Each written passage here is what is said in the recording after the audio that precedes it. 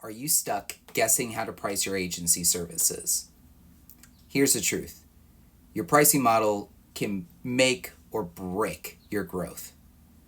My name's Zach, and after working with 200 plus marketing agencies across the US, I've seen firsthand how the right pricing model can unlock faster growth, unbelievable growth, and how the wrong one can tank your margins, tank your cash flow, tank your team's confidence.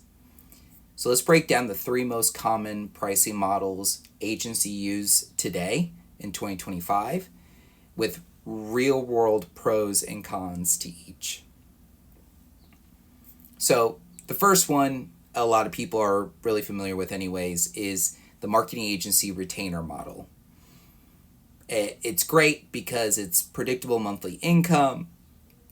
It's easier to forecast and plan. Usually builds long-term relationships as well.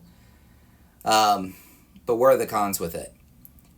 First and foremost, it's just harder to justify high fees without clear deliverables. So at some point, they get really excited at the beginning of your retainer. Let's say it's a year-long retainer. The total year is going to be, say $100,000 divided across 12 months, and then that's your monthly fee. But you have the clear deliverables up front, but then at some point, it's just not enough. And some clients expect, unlimited work for just that single fee. So that kind of goes down to like how you scope things out, and we talked about that in another video. A real world example is a digital ad agency charges $3,500 a month to manage Google and Meta ads. But in their contract, they offer clear monthly deliverables, this many leads, this many conversions per month, this ROI, and they tell them what they're not going to do in the contract. So boundaries are set and scope creep doesn't happen.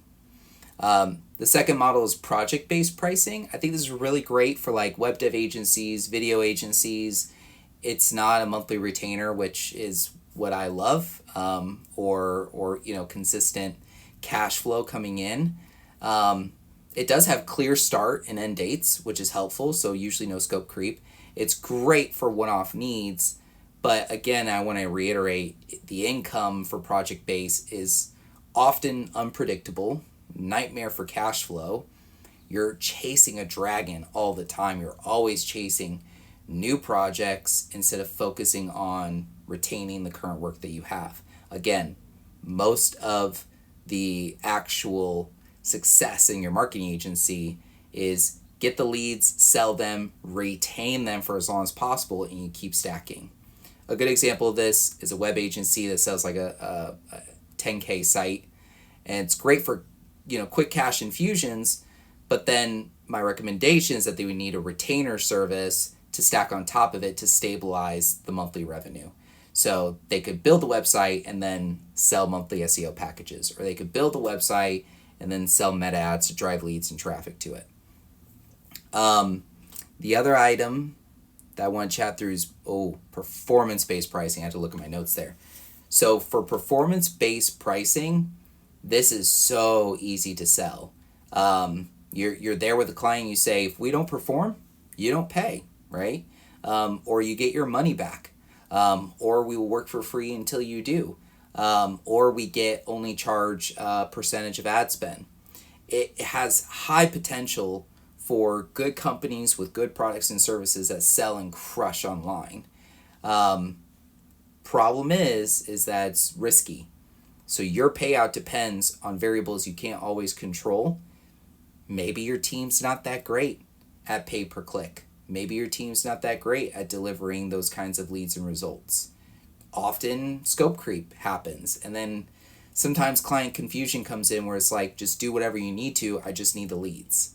A good example of this is a marketing agency partner of ours offers $100 per qualified lead that gets sent to their agency partner. And this, again, works really great for proven industries like dental, real estate, home services, but really risky if it's, say, an unproven e-com product, right?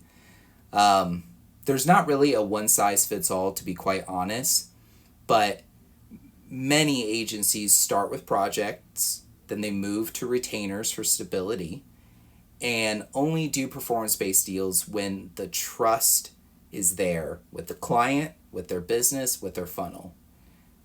At the end of the day, test what works for your agency and keep refining as you grow. Remember, cash flow is king.